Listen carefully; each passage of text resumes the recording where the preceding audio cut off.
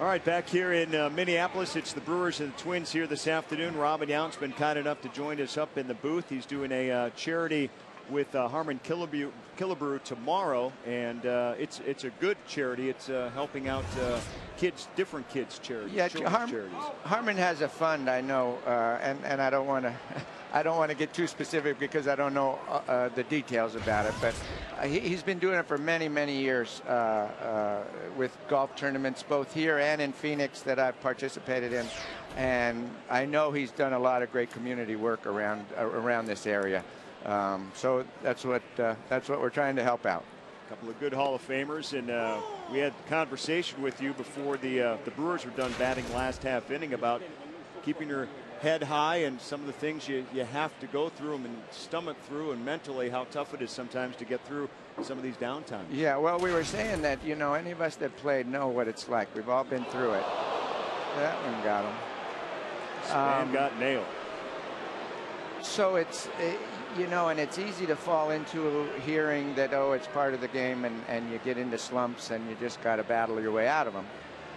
What I think is the most important thing as a player to realize is, though, you can't accept it as oh, it's just the way it is, and eventually we'll come out of this.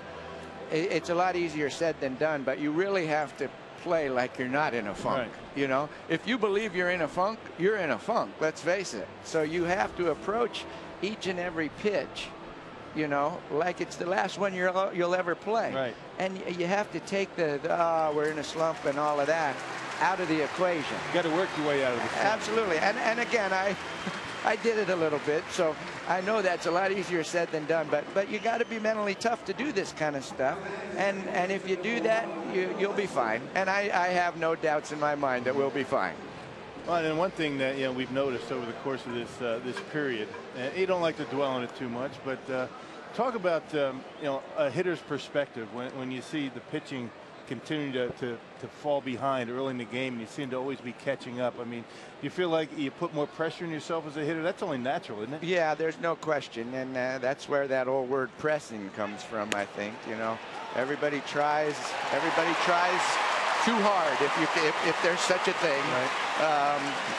You need to relax, stay focused, and do your thing. The way I used to talk about it is basically, like I said earlier, you have to play the game as simple as possible, one pitch at a time, as if it's your last. Mm-hmm. And when it's all said and done, if you approach it that way, you're going to be as good as you can be for that given day, for your career. So I know that sounds pretty simple, but the reality is it's all about preparation.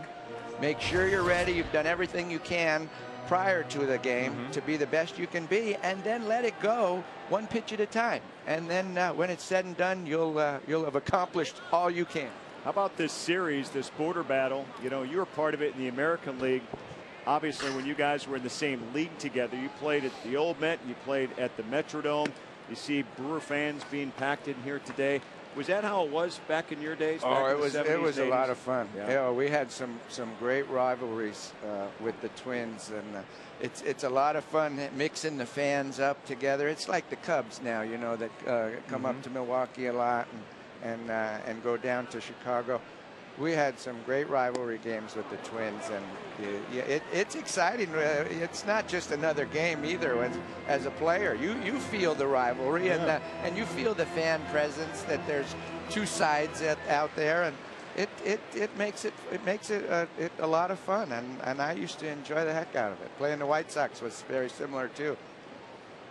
It's funny you mentioned the Cubs, and then we're showing Brewers and Twins fans. You know, kind of there's couples. I don't know how many couples and friends there are, you know, between the Cubs and the Brewers. There are different types of rivalries out there, which is kind of fun. It's a friendly rivalry between the Twins and the Brewers, not so much with the White Sox. Well, I was a little concerned today, though, as I got here early. It looks like it's bat day or something, and I was thinking, holy cow, they're giving bats away with the Brewer-Twins rivalry? You might have husbands and wives beating on each other. Kubel, the deep center. Gomez has it and fires it in as Morneau will take third base. It's Joe Mauer bat day, and he's not even playing today. Well, I thought I was a little curious about that myself. I was thinking, I know, you know, the American League. I used to enjoy the day off where you got to DH. You know, once in a while I'd get a day off, but I'd get to DH, and I thought that was interesting to see that Mauer wasn't in the lineup as a DH. But catching's a little bit different. Maybe they need to get the full day off. Yeah. So. Plus, he's been hobbled. He's had some injuries. He's got a bad heel, so give him a time off. But yeah, he needs a time off. We don't need to look at him 4 times today. It's been quite a 1-2 punch for the Twins in this series, and like you mentioned with everybody else, the DH. So you mentioned the DH. Brewers have to play in the DH role here. And sometimes you don't fare so well when you're in the National League. You come to the American League parks. It's different for a guy to psychologically get ready for that, isn't it? Well, and you don't normally have a DH type of player on your team in the National League.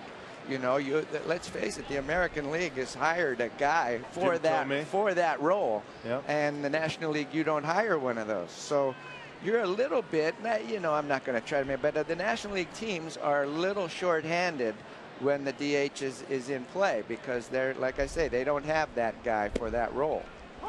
And it's certainly not a position for a young kid. Well, it's a hard position to, you know, let's face it, you need to do it a while to get used to it, to learn to just hit coming off the bench without going out in the field. So it's an adjustment, and so like I say, I think there's a little bit of an advantage over that side, but not enough to make a real difference. Young strikes out to end the 3rd. Robin, thank you for coming up. Great to talk with you. I love being around you guys. I love being at Brewer baseball, and can't get enough of it.